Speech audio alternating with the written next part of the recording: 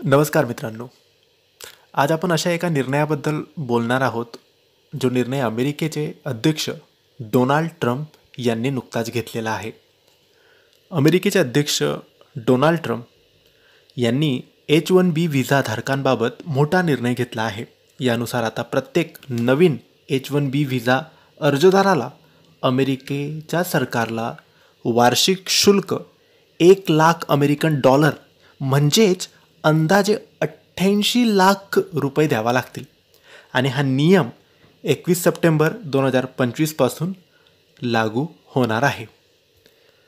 मित्रांनो, या निर्णयानंतर व्हाईट हाऊसने स्पष्ट केले आहे की हे वार्षिक शुल्क नाही, ते एक वेळचे शुल्क आहे. शिवाय पुढील H-1B व्हिसा लॉटरी सायकलमध्ये हे शुल्क पहिल्यांदाच भरावे लागणार आहे. आतापर्यंत हे शुल्क अंदाजे 1,500 म्हणजे अंदाजे 1,32,000 रुपये होते. अमेरिकेचे वाणिज्य सचिव हॉवर्ड लुटनिक यांनी सांगितले की हा नियम फक्त नवीन अर्जांना लागू होईल. ज्यांच्याकडे आधीच H-1B व्हिसा आहे आणि जे सध्या अमेरिकेबाहेर आहेत, त्यांच्याकडून पुन्हा अमेरिकेत प्रवेश करताना हे 88 लाख रुपये शुल्क आकारले जाणार नाही, असे व्हाईट हाऊसने स्पष्ट केले आहे. कारण आता मध्यंतरी काहीतरी धावपळ उडाली होती. फेसबुक आणि बरेचसे जे अमेरिकन कंपनी आहेत, त्यांनी असा आदेश काढला होता की जेही अमेरिकेच्या बाहेर आहेत त्यांनी त्वरित 21 तारखेच्या आधी अमेरिकेत प्रवेश करावा, नाहीतर त्यांनाही 88 लाख रुपये लागू शकतात. पण ही एक नुसती अफवा होती. कारण नंतर स्पष्ट झालं की जे आधीपासून अमेरिकेत आहेत, ज्यांच्याकडे व्हिसा ऑलरेडी आहे, त्यांना हा व्हिसा घ्यावा लागणार नाही आहे. जे आता नवीन अप्लाय करतील त्यांच्यासाठी 88 लाख रुपये एक रक्कम भरणं गरजेचं आहे. या निर्णयाचा थेट परिणाम अमेरिकेत काम करणाऱ्यांचे स्वप्न पाहणाऱ्या लाखो भारतीय व्यावसायिकांवर होणार आहे. मित्रांनो, भरपूर मुलं आहेत शिकणारी, त्यांचे स्वप्न असतं अमेरिकेमध्ये जाऊन नोकरी करायचं. आणि निव्वळ मागील काही दिवसामध्ये फक्त 5 लाख रुपये भरले तर 3 वर्षाचा हा व्हिसा मिळत होता. पण आता 88 लाख भरायचे आहेत, तर हे खूप म्हणजे खूप जास्त आहे. आणि बऱ्याच वेळेस काय होतं, आपल्याला भारतातून कंपनीद्वारे, जसं मायक्रोसॉफ्ट आहे किंवा आपल्याचकडच्या कंपन्या असतील, टाटा कंपनी असेल, बऱ्याचशा इतर सॉफ्टवेअर कंपन्या असतील, तर ह्या कंपन्या आपल्याला अमेरिकेत पाठवतात. पण आता त्याही पाठवणार नाही, कारण हा व्हिसाचा खर्च कंपन्या उचलतात. मग 88 लाख रुपये भरून कोणती कंपनी पाठवेल? तर हे सुद्धा खूप मोठं आहे. आणि येणाऱ्या दिवसात ही गोष्ट खूप मोठी होणार आहे, कारण अजून काहीतरी खूप मोठं व्हायचं बाकी आहे आणि ते येणार आहे.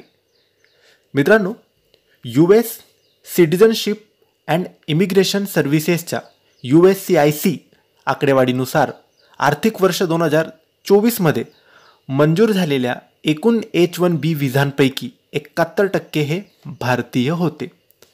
तर चीन 11.7% व्हिसासह दुसऱ्या क्रमांकावर आहे.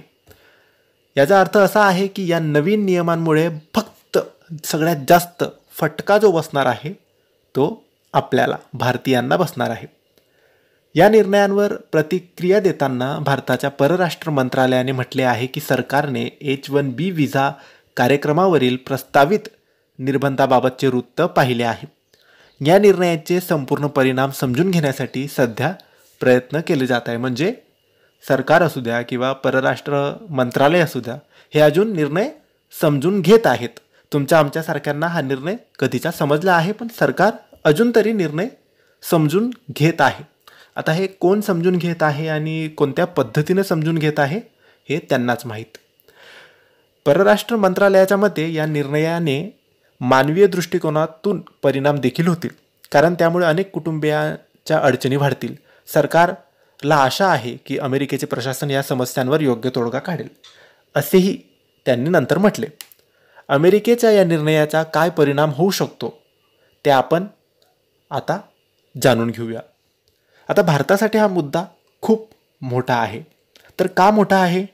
कारण भारतीय इंजिनियर, डॉक्टर, डेटा सायंटिस्ट आणि तंत्रज्ञान क्षेत्रातील तज्ज्ञ ज्यांच्या कौशल्यासाठी त्यांना जगभरात ओळखले जाते. H-1B व्हिसा हा त्यांच्यासाठी अमेरिकेत काम करण्याचा एक महत्त्वाचा मार्ग आहे.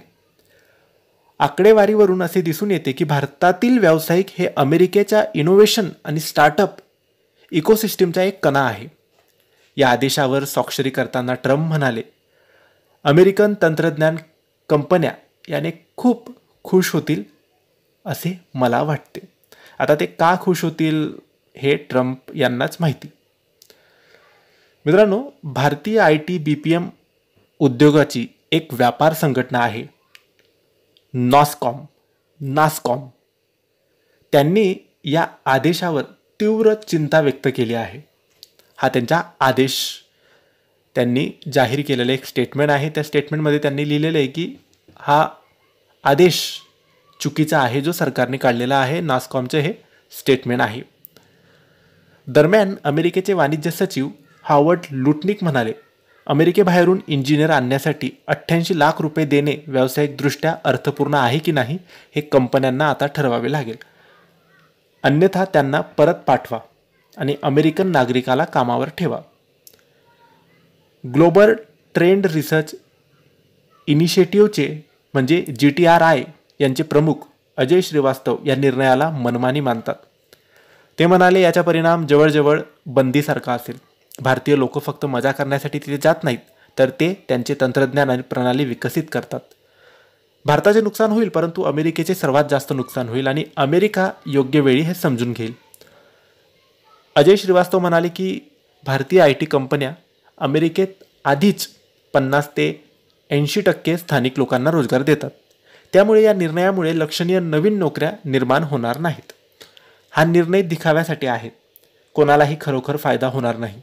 उलट भारतीयांना ऑनसाईट नोकरी देणं हे अमेरिकन नागरिकांना नोकरी देण्यापेक्षा खूपच महागडे ठरेल. आता भारतीय ज्या कंपन्या आहेत त्या कंपन्यांवर सुद्धा या निर्णयाचा परिणाम होणार आहे. भारतीय IT BPM उद्योगाची व्यापार संघटना आहे नास्कॉम. या आदेशावर तीव्र चिंता व्यक्त केली आहे नास्कॉमने. त्या संघटनेचं असं म्हणणं आहे की अशा बदलांचा अमेरिकेच्या इनोव्हेशन आणि रोजगार रचनेवर परिणाम होऊ शकतो. याचा थेट परिणाम H-1B व्हिसावर अमेरिकेत काम करणाऱ्या भारतीय नागरिकांवर होईल. नास्कॉम म्हणते की यामुळे भारतीय तंत्रज्ञान कंपन्यांसाठी एक मोठे आव्हान उभे राहील, कारण अमेरिकेत सुरू असलेल्या ऑनसाईट प्रकल्पावर परिणाम होईल आणि क्लायंटसोबत नवीन व्यवस्था तयार कराव्या लागतील. संघटनेने निर्णयाच्या अंमलबजावणीच्या अंतिम मुदतीवर प्रश्नचिन्ह उपस्थित केले आहे आणि म्हटले की मध्यरात्रीपासून लागू होणारी 1 दिवसाची अंतिम मुदत व्यवसाय, व्यावसायिक आणि विद्यार्थ्यांसाठी अनिश्चितता निर्माण करते. Tata consultancy services, TCS, Infosys आणि विप्रोसारख्या प्रमुख भारतीय IT कंपन्या दीर्घकाळापासून H-1B व्हिसावर अवलंबून आहेत. ॲमेझॉन, मायक्रोसॉफ्ट, ॲपल आणि गुगलसारख्या बहुराष्ट्रीय कंपन्या देखील भारतीय तज्ज्ञांवर अवलंबून आहेत. 2024च्या USCIS डेटानुसार या कंपन्यांना सर्वाधिक H-1B व्हिसा मिळाले आहेत. मित्रांनो, अजय श्रीवास्तव पुढे म्हणतात, एवढा जास्त शुल्क आकारल्याने भारतीय कंपन्यांना अमेरिकेत प्रकल्प चालवणे कठीण होईल. अमेरिकेत 5 वर्षाचा अनुभव असलेल्या IT मॅनेजरला $1,20,000 ते $1,50,000 मिळतात. दुसरीकडे H-1B कामगाराला यापेक्षा 40% कमी पगार मिळतो. भारतात तर अशा व्यक्तीला 80% कमी पगार मिळतो. अशा वाढीव शुल्कामुळे कंपन्या भारतातूनच रिमोट पद्धतीने काम करण्यावर भर देतील. याचा अर्थ कमी H-1B अर्ज, कमी स्थानिक भरती, अमेरिकन क्लायंटसाठी अधिक महागडे प्रकल्प आणि इनोव्हेशनमध्ये मंदी.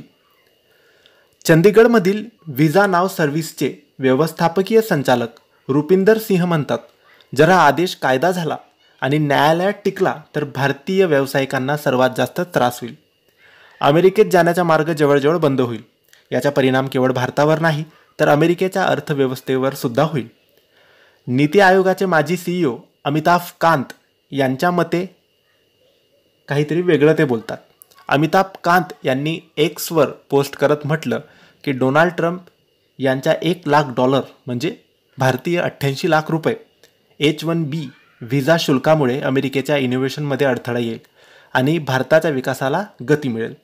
जागतिक प्रतिभेचे दरवाजे बंद करून अमेरिका प्रयोगशाळा, पेटंट, इनोव्हेशन आणि स्टार्टअप्सची पुढची लाट बेंगळुरू, हैदराबाद, पुणे आणि गुरुग्राम येथे आणत आहे. भारतातील सर्वोत्तम डॉक्टर्स, इंजिनियर्स, शास्त्रज्ञ आणि इनोव्हेशन करणाऱ्या लोक आता भारताच्या प्रगतीत आणि विकसित भारतात योगदान देण्याची संधी त्यांना मिळेल. अमेरिकेचे नुकसान हे भारताच्या फायद्याचे ठरेल. परंतु इथे विचार करण्याची गोष्ट अशी आहे की अमिताभ कांत जे बोलता आहेत ते बरोबर बोलता आहेत की जेही इंजिनियर्स, डॉक्टर्स, शास्त्रज्ञ आणि जेही इनोव्हेशन करतात ते अमेरिकेत जातात आणि तिकडं ते भर घालतात. परंतु आता त्यांच्या मते हे सगळे आता इथे थांबतील किंवा इकडे येतील आणि इकडे काम करतील आपल्याकडे. पण आपल्याकडे तेवढं सगळं मिळतं का जेवढं अमेरिकेत मिळतं? तेवढा सगळा पाया आपल्याकडे भक्कम आहे का की त्यावर बीम रचला जाईल? हो, हे होऊ शकतं, पण 1-2 वर्षात हे शक्य नाही. अमेरिकेच्या अर्थव्यवस्थेवर सुद्धा याचा काही परिणाम होईल. H-1B व्हिसावर ट्रम्प प्रशासनाने घेतलेल्या निर्णयानंतर अमेरिका विषयासंबंधी जे तज्ज्ञ आहेत त्यांनी देखील काळजी व्यक्त केली आहे.